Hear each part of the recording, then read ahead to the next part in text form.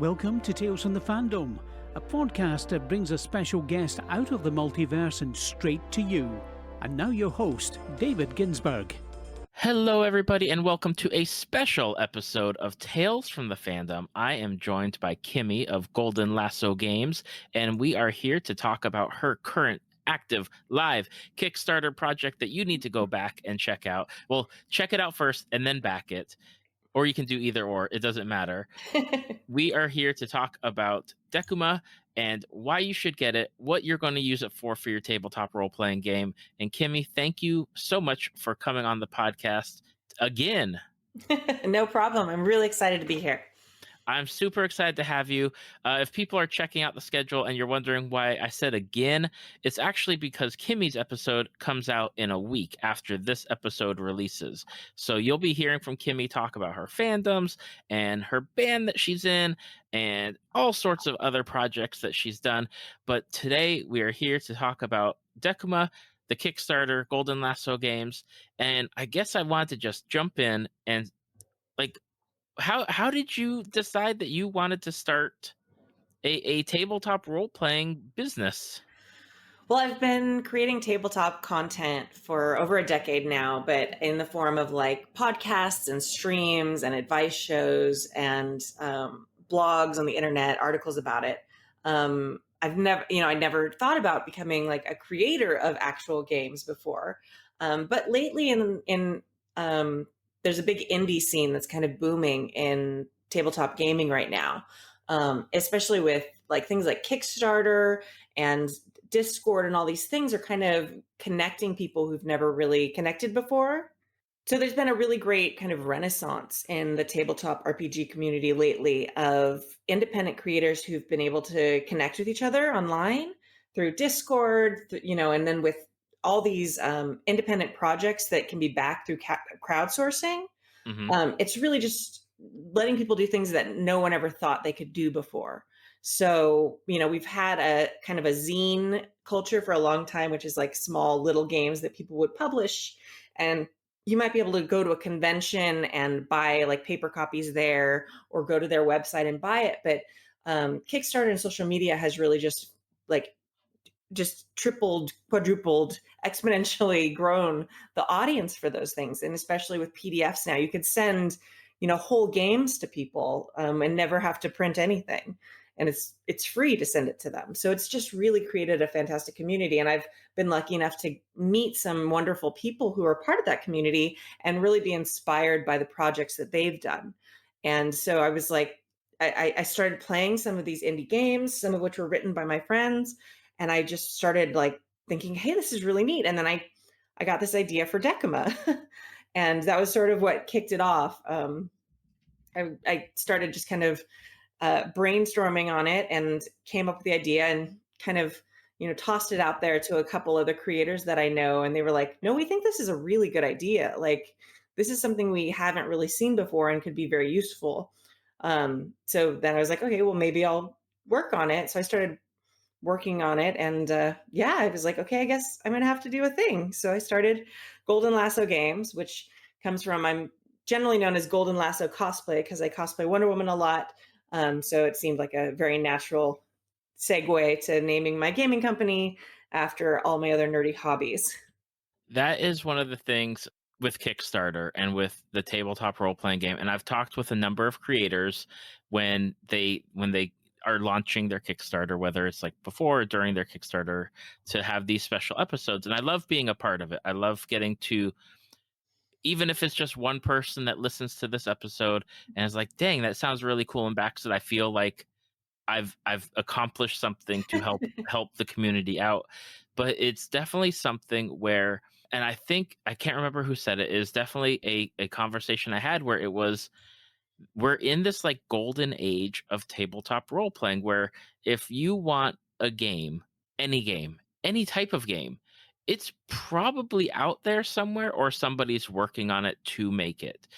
I mean, you have games that run the gamut of like your typical fantasy, high fantasy, low fantasy games. You have science fiction games, but you have people creating games that are like set in office settings, deal with office politics. You have Hannah Schaefer's like "Damn the Man, Save the Music," which totally reminds me of the movie Empire Records, like Yeah. working in a music store. Yeah. So it just feels like if I want something, there's something out there for me. I love when I get emails from Kickstarter talking about tabletop games and what's coming out, or seeing people retweet or talk about what they're like about to publish on Kickstarter. It is so cool to just see this thing that you'd never think of like 20 years ago, 30 years ago, when you just went to the comic book store or the gaming store and that was pretty much it.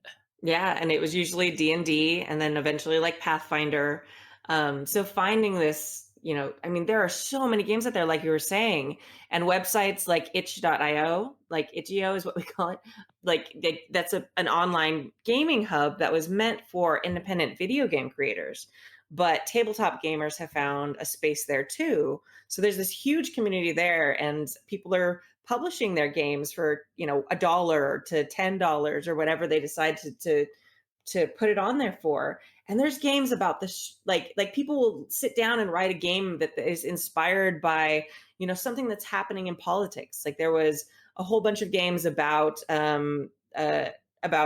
fighting like capitalism and how it hurts people. Like it's just like so interesting how these like very niche games are just being created as like an artistic project in some ways. It's really fascinating. Now with what, so you got started, there's the space out there, but this isn't your first rodeo, I guess. This is your first Kickstarter, but Mhm. you've got something already out there that you've published. Yes, Decuma was my first idea, but it's taken a lot of development time. So after I developed Decuma, I created the beta test documents and I sent them out there.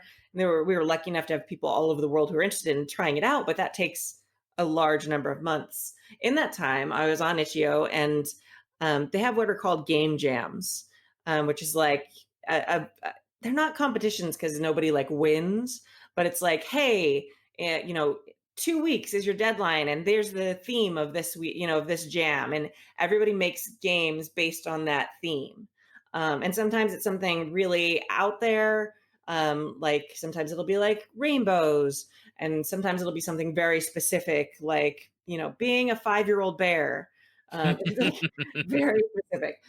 So I was kind of like in a holding pattern with Decuma, and there was one going on that was a folklore jam, which I love. I was a history teacher. I'm currently teaching 4th grade, so I teach history in 4th grade, and like folklore is something that I adore teaching, and it's part of the 4th grade curriculum in California, so it's something I teach a lot about.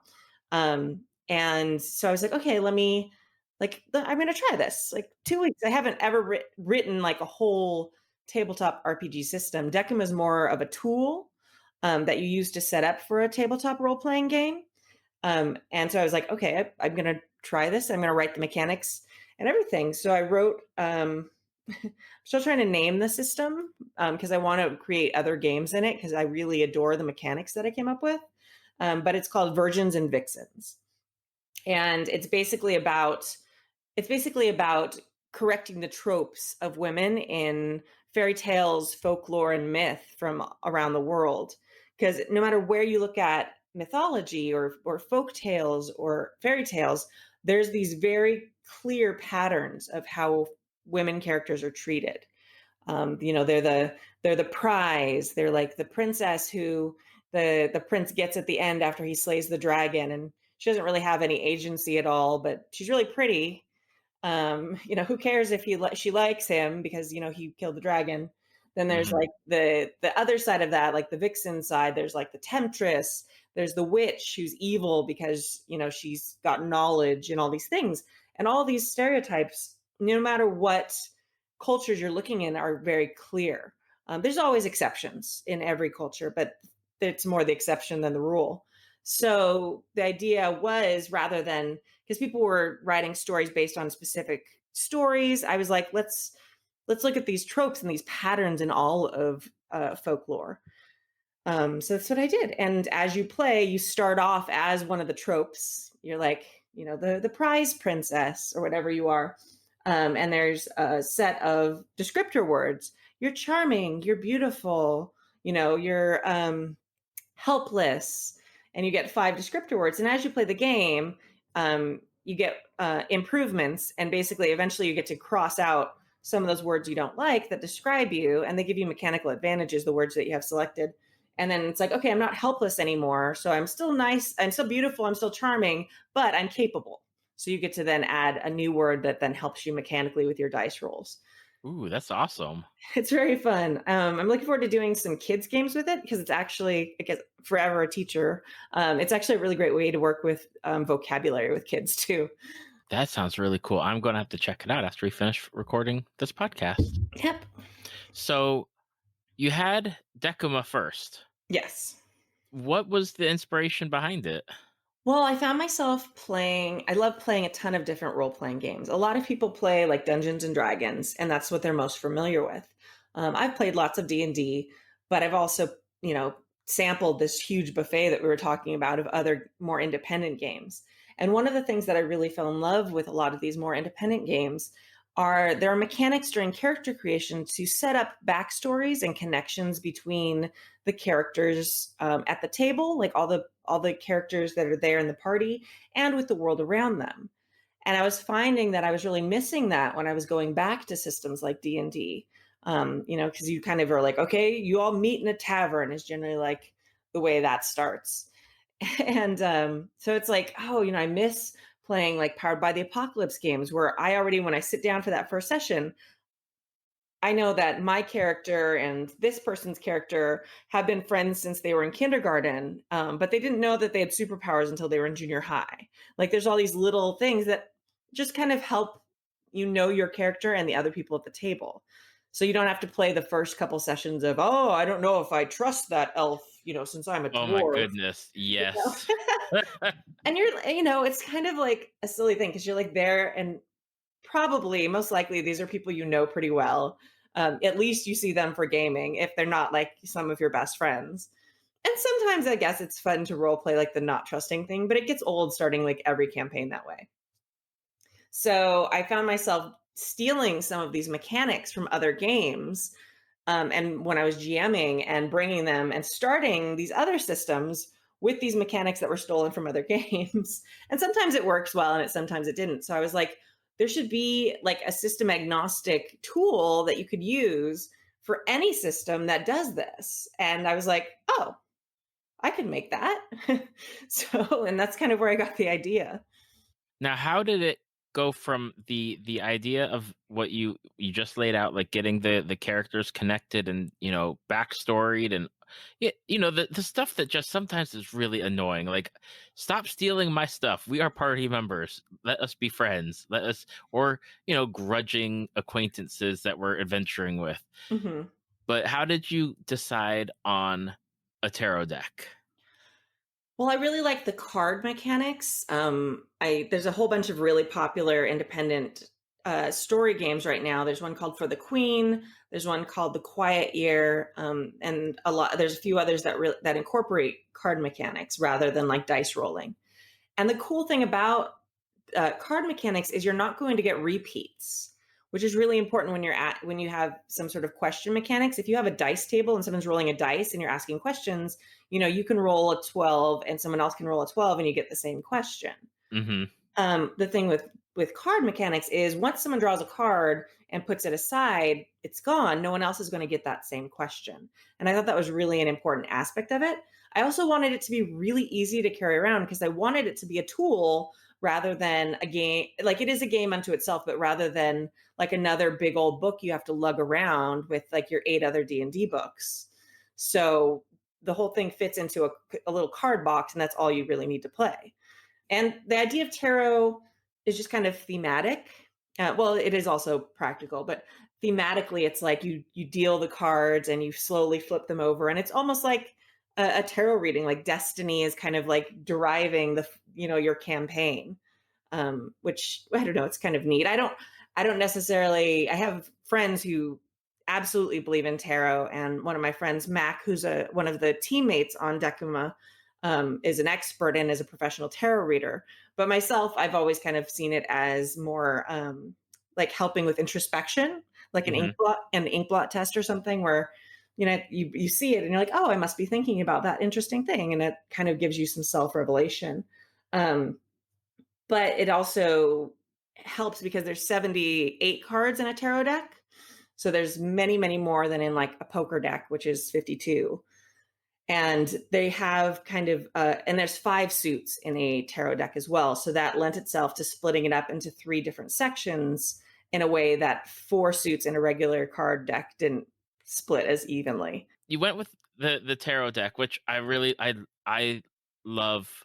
I love the concept of it. I love the portability of it, because you do have books, and I love the books that are out there. I love like the websites that are out there that are like, oh yeah, take a look, read some numbers, answer some questions. But I like that this is more interactive. I love that you can do it at the table in front of people, and as you're doing it, like your players, your friends are being able to like hear the stories like just start to come to fruition, and kind of, even if they don't use it, they can kind of like start interweaving their backstory with your backstory, with your like the just getting that all together. It just seems so fun just to like do for a session 0. You're making your characters, but at the same time you could also be pulling the cards. Yeah.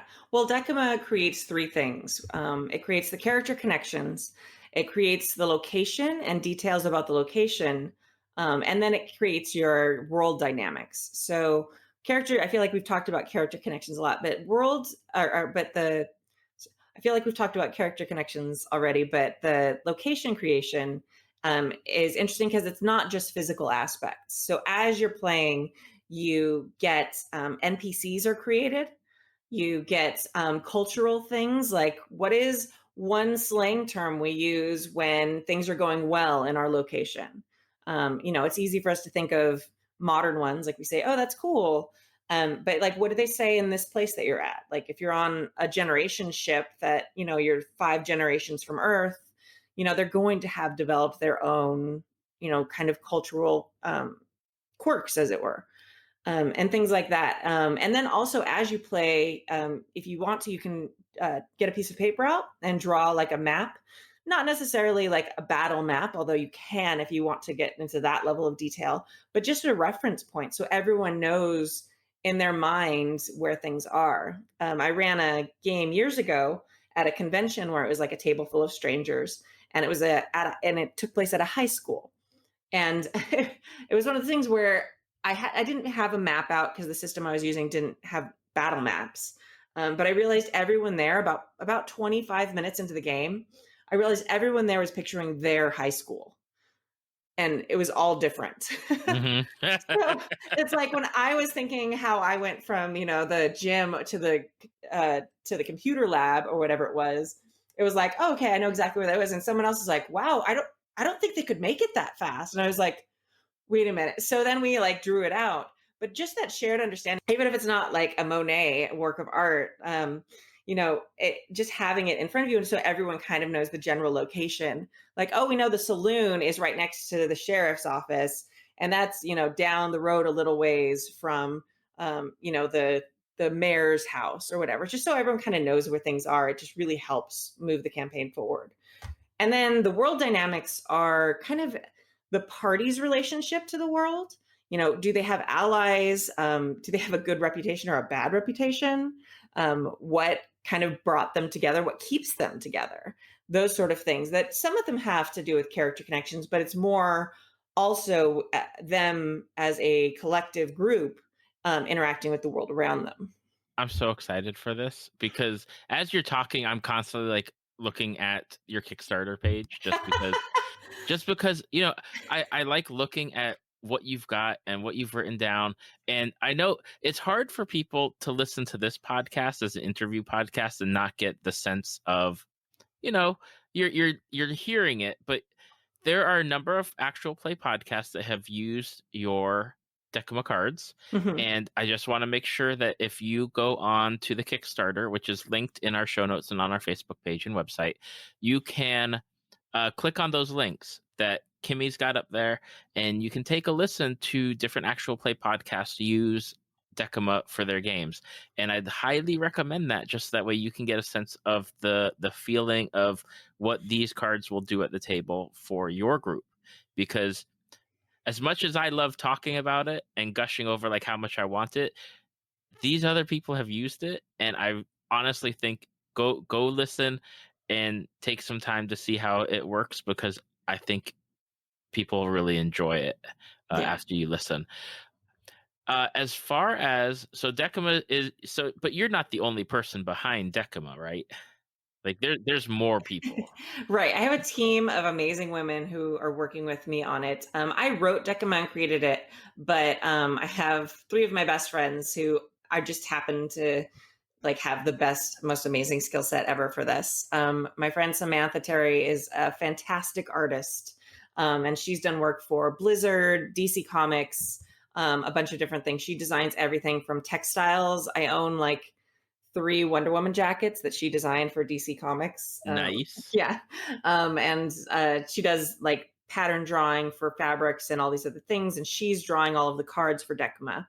And that's really what the majority of the money that we're raising is going towards, is to pay her for her amazing time. Like drawing 78 separate cards is quite a task, and she's doing a phenomenal job. If you go to the Kickstarter, goldenlassogames.com/Kickstarter, you can see just the art she's done so far is just like mind blowing and fantastic. And then I have my friend Abria Iyengar. And she is this social marketing wizard. And she's like the queen of social media. She works for a company called Dice Envy, and she's their CMO, and she's currently their acting CEO as well. And she's also on a bunch of streams and podcasts, some of which I share with her. So that's or not share with her, but like we're both on it together. And so she's really been great at helping me get the word out there.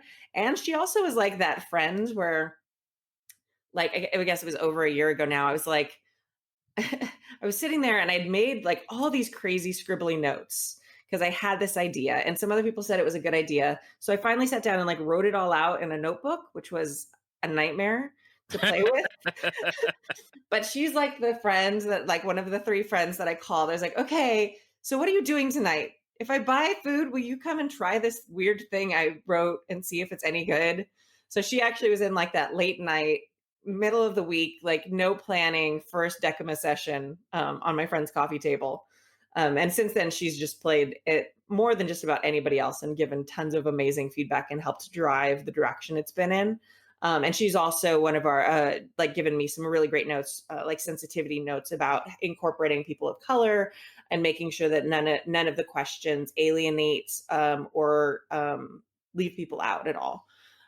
And then last but not least is my amazing friend Mac, who I mentioned earlier, Mac Beauvais. She's a professional tarot card reader, and she also happens to be a brand professional. Like, that's what she does for her living, is she works with different IPs getting their merchandise made.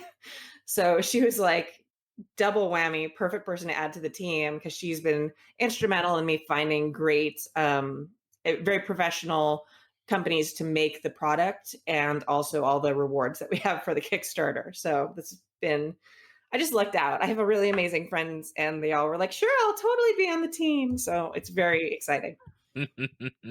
Ooh, I just watched your Kickstarter go up in a little bit of money. How I just got to know, because, obviously I have not done a Kickstarter, but are you just like watching? Are you just watching as like they go in? Because this is honestly, you and I are recording on the day of launch, which is super shocking, but also humbling for me to just have you available.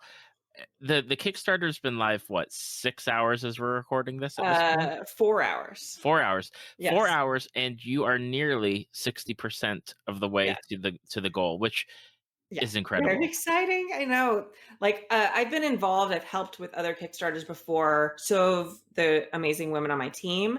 But this is like my first Kickstarter that, like, I am 100% responsible for, and that I'm doing under my own banner as Golden Lasso Games. So I have not slept well for like 3 nights because I've been so nervous. So yeah, having it having it take off like it has been, it's very exciting. So we beat 50% of our goal in less than 3 hours, which is fantastic. And it's also during the Super Bowl, I'm going to point out. So Hmm. it's like Hmm. a large portion of people are very busy and not paying any attention to this at the moment.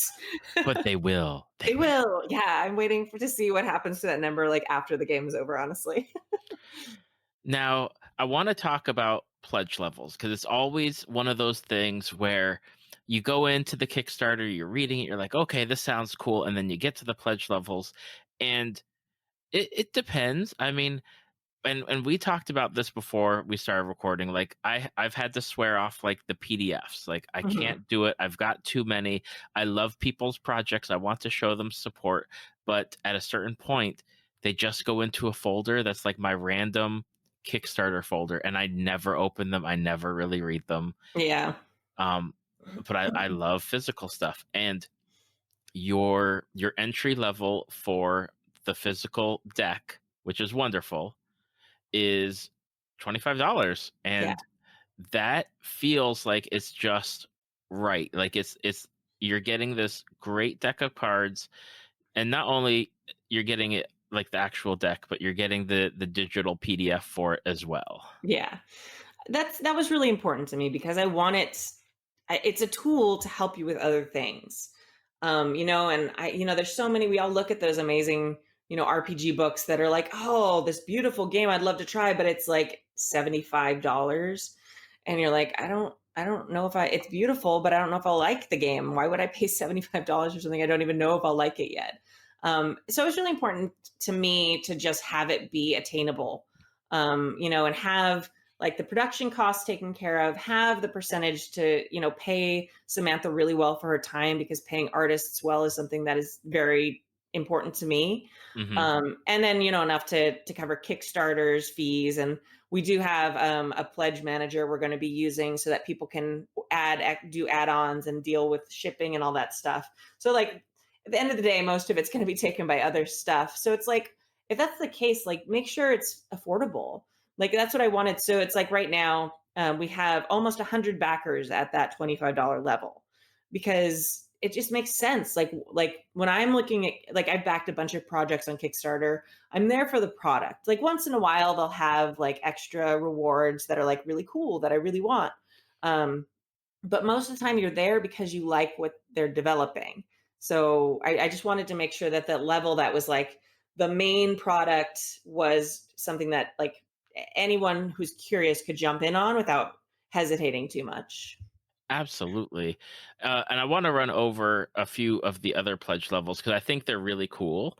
Um, and the one that I really like is the next one, which is $50, where you get like a playmat and an art print. Yeah. Because the art that I'm seeing, and I know you can't show everybody everything, Hmm. but dang, if like there aren't some really cool cards that I'd be like, okay, yeah, I would like that as like an art print. And Hmm. then just having a play mat, I feel is always something, just extra to have, especially with cards, because people have play mats for their like Yu-Gi-Oh and Pokemon games. And Yeah. Well, I'm an old Magic the Gathering player. So I definitely have my collection of playmats for that I'm fond of. So I was like, oh, I could have a playmat for my game. Like there's definitely a level of like inner geekdom that was really excited about that.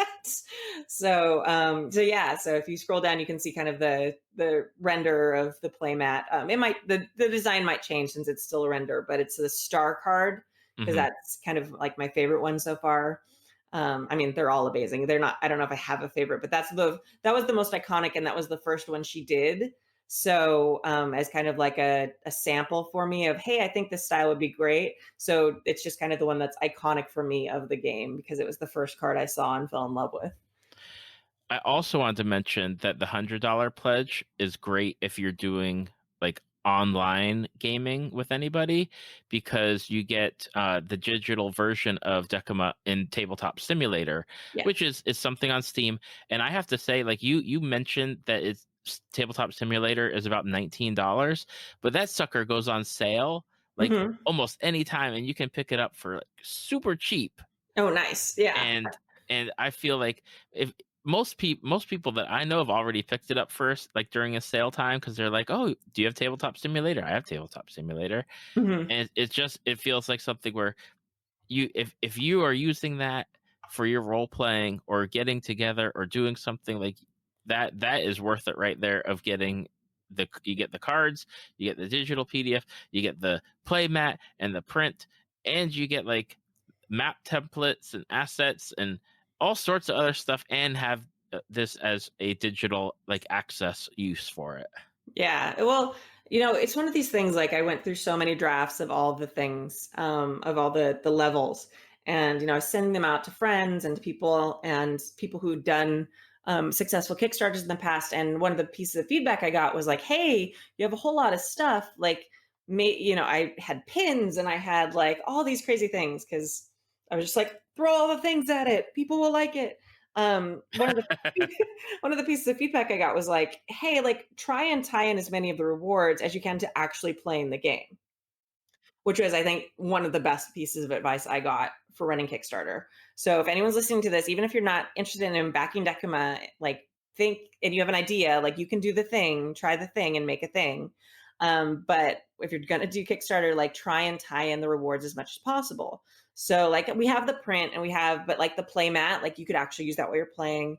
We have the like making a map, as I mentioned earlier, could be part of the game. So there's map assets that you can like print out rather than, because if you're like me, you like draw a square and you label what it is. It's like, yeah, it's terrible. I'm not an artist. But then I sit down and I play with Samantha, and next thing I know, I have like this beautiful like castle with like moss growing on it and like shadowing, and then it's next to my stable, which is like a square.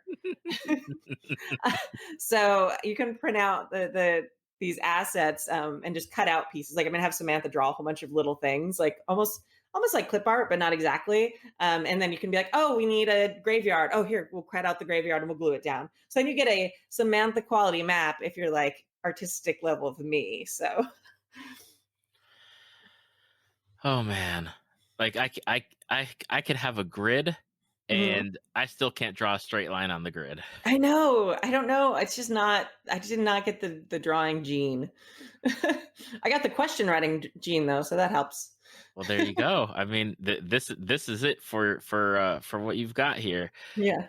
So we've got the Kickstarter. It is live as we talk. It Yeah. is nearing 60% within the few short hours that it's been live, going up against the Super Bowl, mind you. Hmm. It ends on March 3rd. So I do want to point out that most people that I know are most likely going to get a tax return, and Hmm. hopefully, you can find it in your tax return or in your paycheck. It's not a lot. I mean, that's probably like half of us going, or half of a restaurant bill for my family and I, that $25. It's not bad. It is. I feel like it's worth it for what you're going to get. Yeah. And we do have also just the PDF level as well. So if you wanted just to, toss $10 at it, or a lot of people I know who have like a specific tarot deck that they really care about, you can then use that specific tarot deck, with the Decuma PDF and look up the cards as you play. So Ooh. yeah. So like I have a DC Comics tarot deck, that's very hard to come by and very rare. So like that was like one of the first ones that I was using when I wrote up all the questions. So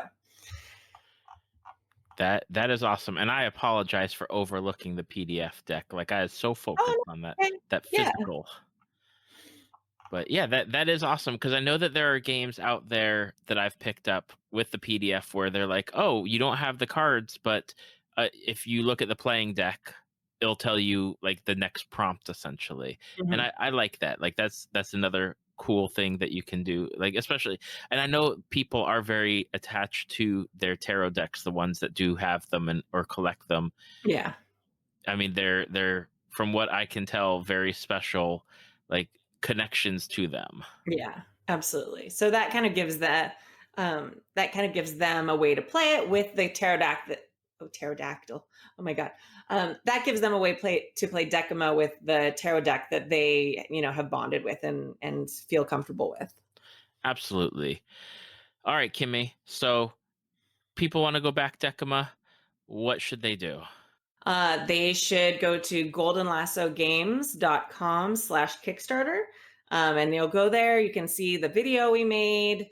We can see, we got to 5,900. Very exciting. Sorry. This has been like my day since 2 p.m. Pacific time. And go there, check it out. Back it if you feel the need to, if you feel like passionate about the project. Share it with friends, people who play tabletop RPGs. I showed it, I show it to some of my friends who are more in the cosplay comic end of things, and they're like, wow, I have no idea what that does, but it sounds amazing. So just share it everywhere. And that's like the biggest thing you can do. So, getting the word out there, letting people know that this tool is going to be available and that that's in the world is very exciting. All right. So if you have listened to this episode and you are interested in Kimi, you're interested in Golden Lasso Games, you're interested in Decuma, I will have the links in our show notes, the website, the Facebook page for you to go there, check it out, take a listen to the actual plays that used it, and then think about where you want to get in on your pledge, on your level. There's a lot to choose from. There's some really exciting options at maybe a higher dollar amount, including like a tarot reading or an actual like playthrough with Decuma, which is really cool. And then just make sure you tweet about it, or you put it on your Facebook page, or you even just tell people at your local game shop about it, because I think this would be really cool to have even in like some session 0 games at your local gaming shop if you're running new games and getting new players in, to just kind of make those connections between your group, between those that are going to be sitting at the table. Yeah, absolutely. And you and I have a lot longer conversation that they will be able to hear next week, and my social media and stuff as far as my cosplay, comics, and all that, because we have a fantastic discussion about all of that. The links for that are a little bit separate, so those are all going to be in that episode. Absolutely. This is all about Decuma. And Kimi, I just want to say, number one, congratulations, because I'm waiting. I'm going to actually keep your Kickstarter page up to see how far it goes before I go to bed. Yeah. But I wanted to thank you for taking the time on your launch day to come talk to me about your project. And I'm really excited for you, and I'm excited for your team. And I just hope that everyone really enjoys getting to use Decuma at their table. Yeah, I hope so too. Thank you so much for having me today. Thank you for listening to Tales from the Fandom. Subscribe to us on iTunes or your podcast app of choice. Follow us on Facebook at www.facebook.com/talesfromthefandom to see photos, links, leave feedback, and check out upcoming guests. If you'd like to be a guest, email David at talesfromthefandom@gmail.com.